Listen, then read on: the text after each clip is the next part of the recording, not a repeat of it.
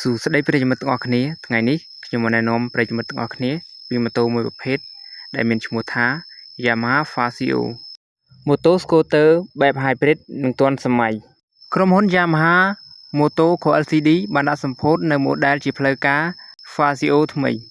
ដែលជាម៉ូតូ scooter ដែលត្រូវបានរចនាឡើងយ៉ាងពិសេសសម្រាប់យុវវ័យសម័យថ្មីនិងអ្នកដែលចូលចិត្តភាពសាមញ្ញតែពោរពេញទៅដោយភាពស៊ីវិល័យ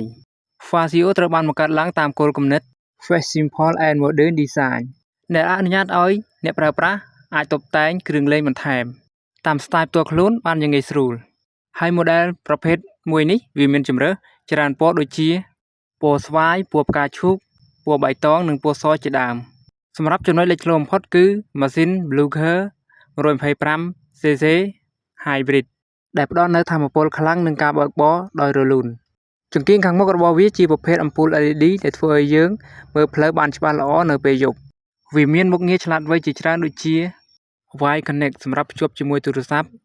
នៅពេលមានការហៅចេញចូលរាល់ការធ្វើដំណើរផ្លូវជិតផ្លូវឆ្ងាយមុខងារ Smart Key System ជាប្រព័ន្ធសោវៃឆ្លាតដែលជួយផ្ដល់សុវត្ថិភាពខ្ពស់រន្ធសាកថ្ម USB របស់អ្នកវាធ្វើឲ្យយើងងាយស្រួលក្នុងការសាកថ្មឧបករណ៍ផ្សេងៗរាល់ការធ្វើដំណើរវាអាចសាកថ្មទូរស័ព្ទរបស់យើង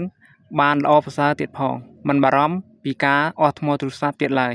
សម្រាប់កែបដៃវ៉ាន់របស់វាវិញគឺវាមានកន្លែងធំទូលាយសម្រាប់ឲ្យយើងដាក់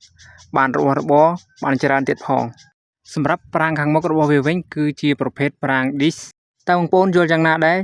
សម្រាប់ប្រភេទម៉ូតូ model Yamaha មួយនេះតើគួរជាវឬមិនជាវកុំភ្លេច comment នៅខាងក្រោមដើម្បីឲ្យខ្ញុំដឹងចំណែកឯតម្លៃរបស់ Yamaha Fazio មួយនេះគឺ 2000 ជាងតែប៉ុណ្ណោះសម្រាប់កំហុសខុសឆ្គងដែលខ្ញុំនិយាយទៅមិនបានខ្វះក្បាយត្រង់ចំណុចណាសូមអធិស្ឋានអរគុណនិងសូមជម្រាបលាជួបគ្នានៅវីដេអូក្រោយទៀតកុំភ្លេចជួយចុច like និង subscribe ដើម្បីទទួលបានវីដេអូថ្មីៗពី channel របស់យើងខ្ញុំ